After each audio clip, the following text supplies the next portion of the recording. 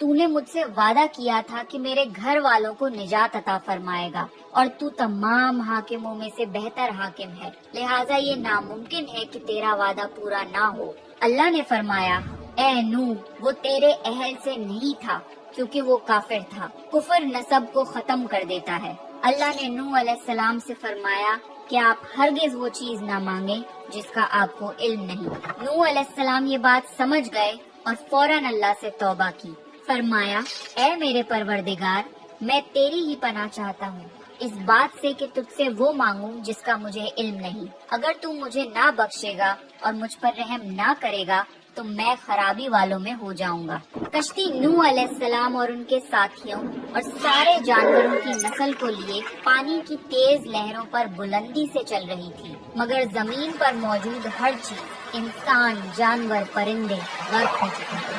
ان میں سے کوئی باقی نہیں بچا تھا، اگر کوئی بچا تھا تو وہ تھے کشتی والے۔ نوح علیہ السلام اور ان کے ساتھی 6 مہینے تک اس کشتی میں رہے۔ آخر اللہ کے حکم سے طوفان رک گیا۔ اللہ نے زمین کو حکم دیا کہ وہ پانی نگل جائے۔ زمین نے سارا پانی نگل لیا اور زمین خشک ہو گئی اور کشتی پہاڑ پر جا کر ٹھہر گئی۔ اب انہیں حکم ہوا کہ سلامتی کے ساتھ کشتی سے اتر آئیے، آپ سب پر برکت نازل ہوگی اور ان نسلوں پر بھی جو آپ سے پیدا ہوں گی۔ پھر صرف نوح علیہ السلام سے آگے کی نسل شروع ہوئی اور زمین میں ان کی اولاد کے علاوہ کسی اور کی نسل باقی نہ رہی۔ سارے جانوروں کی نسلیں بھی یہیں سے پھر سے پیدا ہوئیں۔ نوح علیہ السلام کے 3 بیٹے تھے، سام، حام اور یافز، جن سے دنیا کی نسل آگے بڑھی۔ سام کی اولاد گندمی رنگ کی تھی۔ عرب ممالک سیریا، فلسطین اور اسرائیل کے لوگ سام کی اولاد ہیں۔ حام کی اولاد کالی رنگت کی تھی۔ افریقہ، ایبوریجنل آسٹریلیا، انڈیا، ایجپٹ اور سوڈان کے لوگ حام کی اولاد ہیں۔ گوری رنگت کے لوگ یافز کی اولاد ہیں۔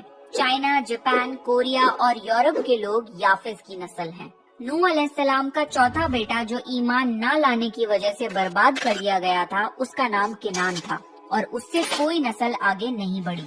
قرآن میں اللہ نے فرمایا، اور ہمیں نوح نے پکارا تو دیکھ لو کہ ہم کیسی اچھی دعا قبول کرنے والے ہیں۔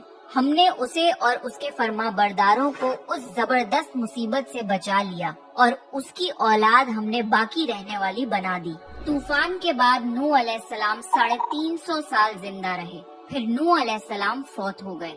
نوح علیہ السلام کی کشتی آج بھی موجود ہے۔ ریسرچرز نے ترکی میں اس کشتی کو ڈھونڈ لیا ہے۔ قرآن میں اللہ نے فرمایا، اور بے شک ہم نے اس واقعے کو نشانی بنا کے باقی رکھا، پس ہے کوئی نصیحت حاصل کرنے والا؟